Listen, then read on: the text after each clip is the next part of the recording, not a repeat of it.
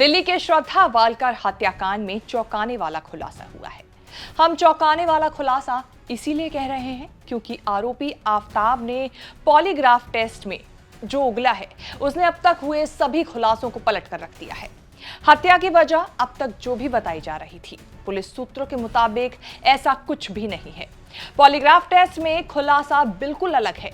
क्या है वो खुलासा, हम इस रिपोर्ट में आपको बताने जा रहे हैं। नमस्कार, मैं हूं कीर्ति और आप देख रहे हैं न्यूज़ तक। जिस श्रद्धा के साथ आफताब 3 साल से रह रहा था, उसी श्रद्धा को आफताब ने क्यों मारा?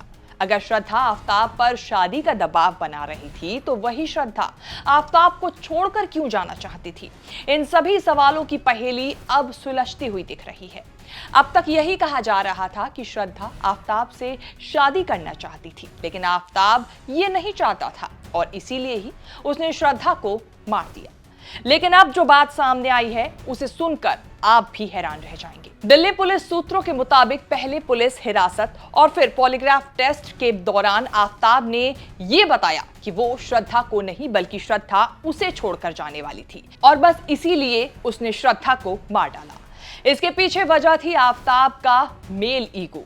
दरअसल वो ना तो श्रद्धा से शादी करना चाहता था और ना ही उसे खुद से दूर जाने देना चाहता था, लेकिन श्रद्धा ये फैसला कर चुकी थी कि वो अब वापस मुंबई लौटकर आफताब से हमेशा के लिए दूर हो जाएगी।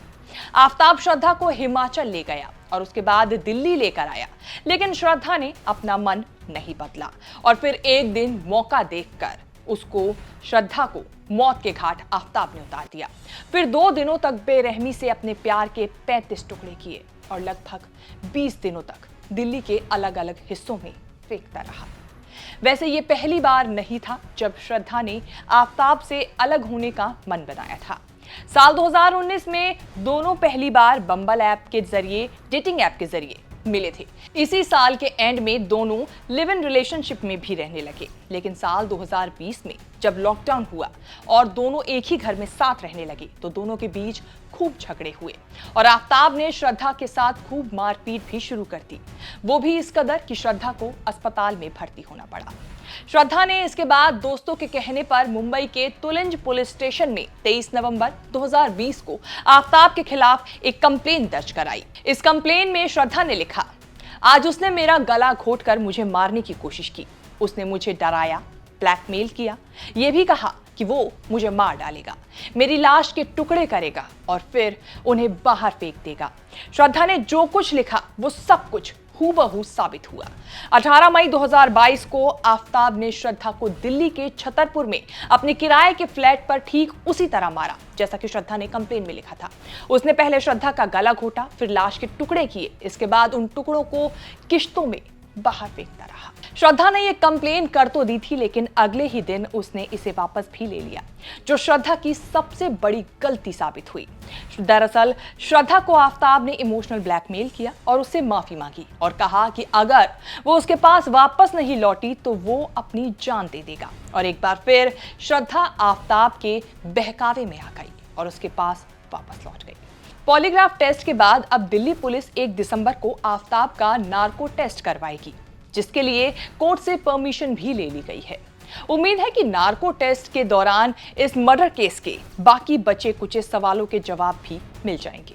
पुलिस सूत्रों के मुताबिक अब तक आफताब इस केस में यही कहता रहा है कि उसने श्रद्धा का खून किया है, लेकिन ये सब गुस्से में अचानक हो गया, वरना उसका ऐसा कोई इरादा नहीं था। लेकिन पुलिस का मानना है कि आफताब ऐसा कहकर कानून से खेलने की कोशिश कर रहा है, सजा से बचने की कोशिश कर रहा है ताकि उसको कड़ी सजा से राहत मिल सके।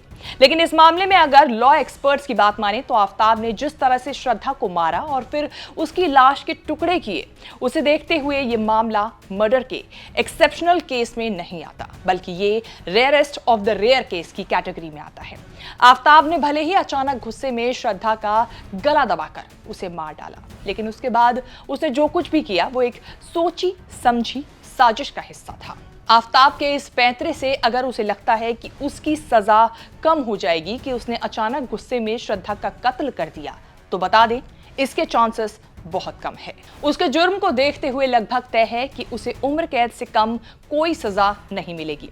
और अगर दिल्ली पुलिस ने कोर्ट में यह साबित कर दिया कि ये रेयरेस्ट ऑफ रेयर केस है, तो फिर फांसी आफताब को मिलनी तय है। आपके हिसाब से आफताब को क्या सजा मिलनी चाहिए, कमेंट करके जरूर बताएं। साथ ही साथ हमें यह बताना बिल्कुल न भूलें कि आपको हमारी ये रिपोर्ट कैसी लगी। फीडबैक जरूर शेयर करें। साथ ही साथ देश विदेश से जुड़ी तमाम बड़ी खबरों के साथ अपडेट रहने के लिए देखते रहिए न्यूज़ तक।